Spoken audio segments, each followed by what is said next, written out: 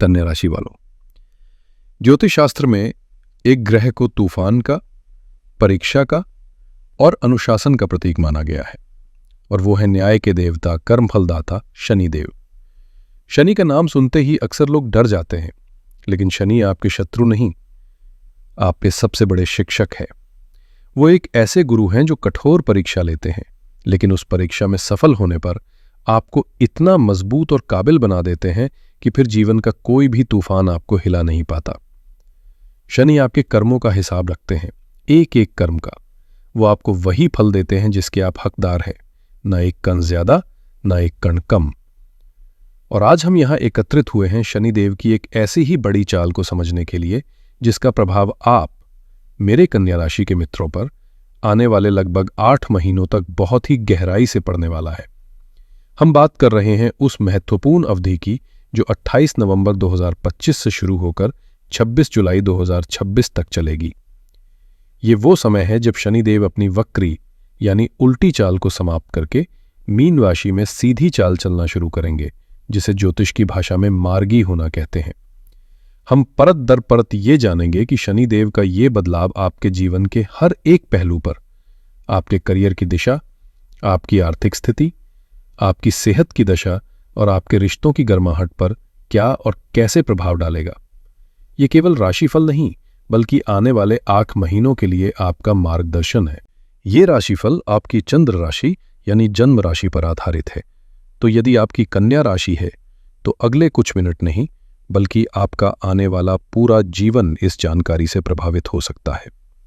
28 नवंबर 2025 को शनिदेव, जिन्हें कर्म फलदाता और दंड नायक कहा जाता है, मीन राशि में अपनी वक्री गति को समाप्त करके सीधी यानी मार्गी गति में आ जाएंगे। शनिदेव हमारे कर्मों का लेखा जोखा रखते हैं और बिना किसी भेदभाव के उसका फल प्रदान करते हैं।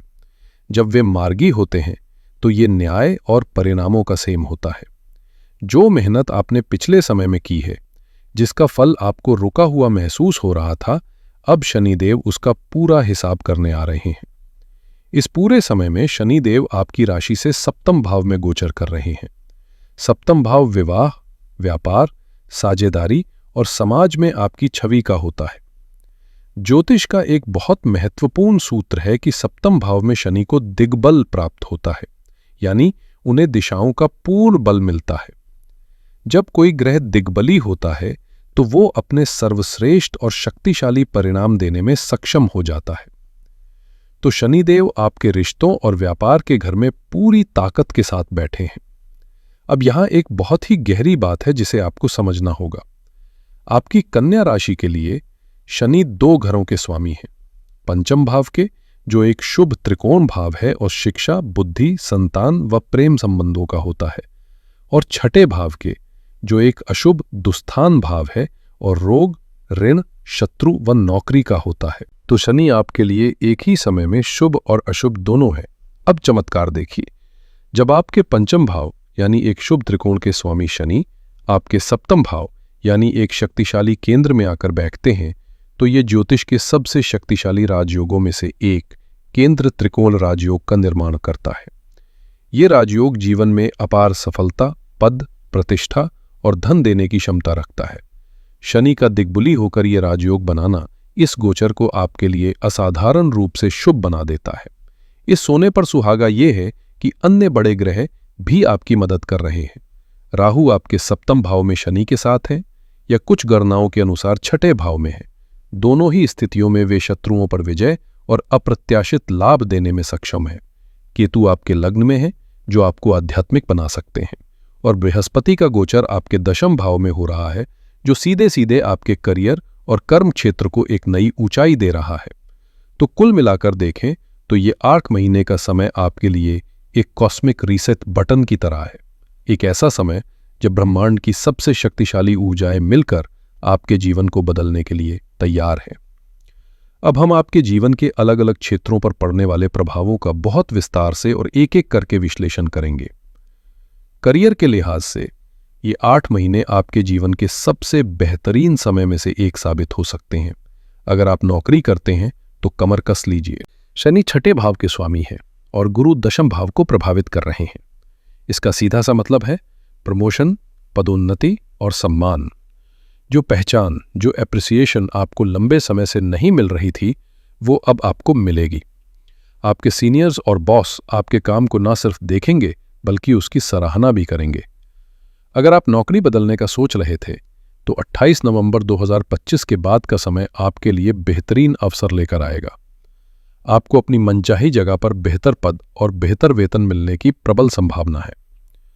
और जो लोग व्यापारी या उद्यमी हैं, उनके लिए शनि का सप्तम भाव में दिग्बली होकर बैठना सीधे सीधे आपके व्यापार को प्रभावित कर रहा है। ये साझेदारी के व्यापार के लिए एक स्वर्णिम काल है। अगर आपके पार्टनर के साथ कोई मतभेद चल रहा था तो वो सुलझ जाएगा। कोई नई पार्टनरशिप शुरू करना चाहते हैं तो समय बहुत अनुकूल है।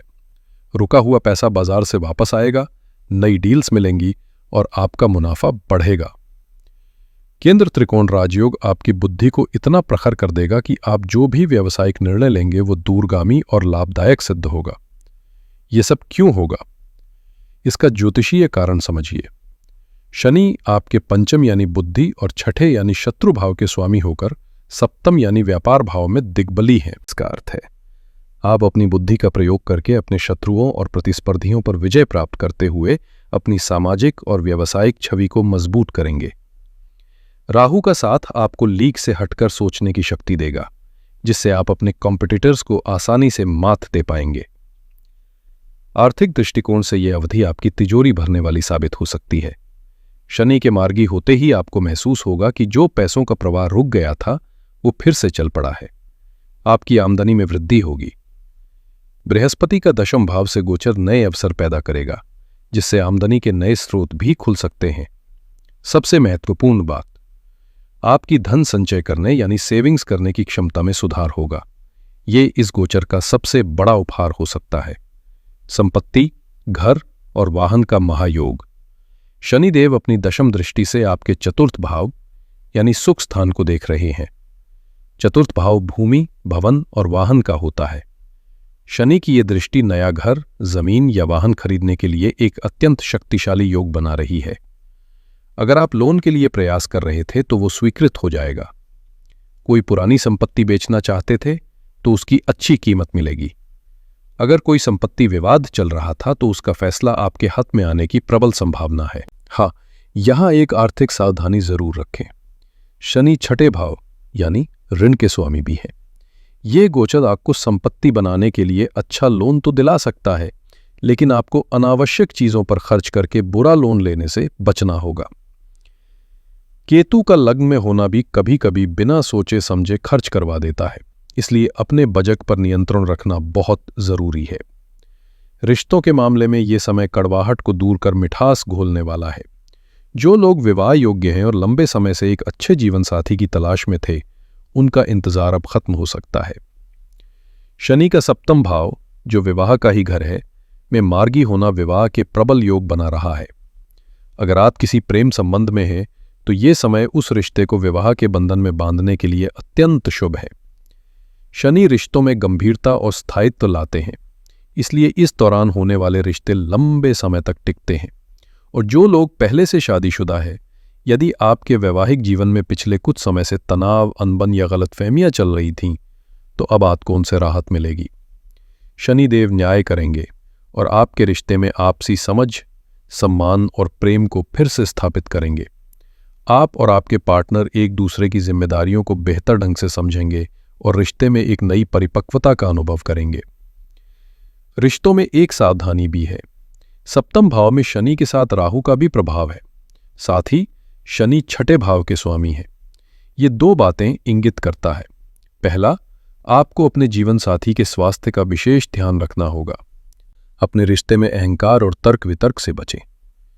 किसी भी मुद्दे को शांति से सुलझाएं, वरना राहु छोटी सी बात को बड़ा बना सकता है। अब हम विशेष रूप से बात करते हैं हमारी कन्या राशि की गृहिणियों की, क्योंकि ये गोचर आपके जीवन में एक नई बहार लेकर आ रहा है। आपके लिए सबसे बड़ी खुशखबरी यह है कि शनिदेव अपनी दशम दृष्टि से सीधे आपके चतुर्थ भाव यानी आपके घर, परिवार और सुख के स्थान को देख रहे हैं। शनि के मार्गी होते ही आपको महसूस होगा कि घर का जो माहौल तनावपूर्ण या अस्त व्यस्त था, वो अब शांत और अनुशासित हो रहा है। घर में सुख शांति का वास होगा। अगर आप घर में कोई बदलाव, कोई रेनोवेशन या कोई नई वस्तु खरीदने का सोच रही थी, तो उसके लिए यह समय अत्यंत शुभ है। शनिदेव सीधे आपके सप्तम भाव यानी पति के घर में ही मार्गी हो रहे हैं। इसका सीधा प्रभाव आपके वैवाहिक जीवन पर पड़ेगा। पति के साथ जो भी मनमुटाव या दूरियां थीं, वे अब समाप्त होंगी। आपके पति को अपने करियर या व्यापार में तरक्की मिल सकती है, जिसका सीधा सकारात्मक असर आपके जीवन और घर के माहौल पर पड़ेगा।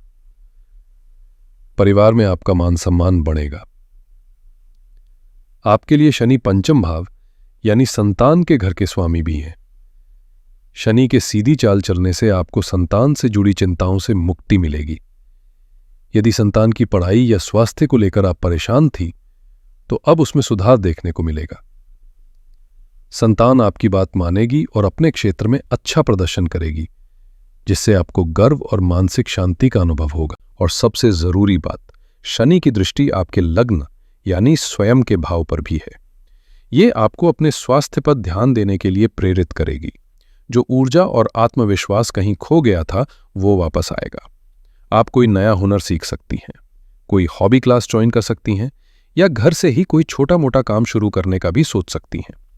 ये समय आपको अपनी पहचान को फिर से खोजने का अवसर देगा।